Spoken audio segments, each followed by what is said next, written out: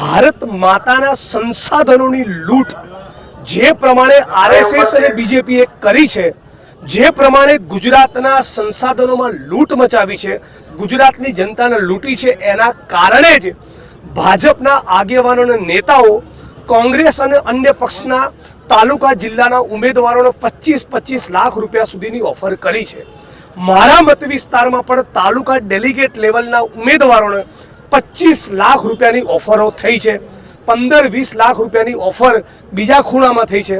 આમાંથી 99% લોકો ચલિત નથી થયા, એક પણ પાયને સ્પર્શ નથી કર્યો.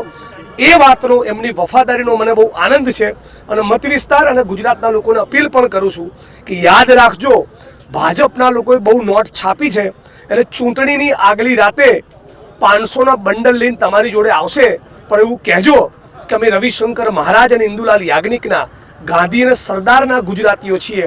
તમારી 500 રૂપિયાની 2-5 પત્તીઓ માટે અમારું જમીન દાવ પર મૂકવાના નથી.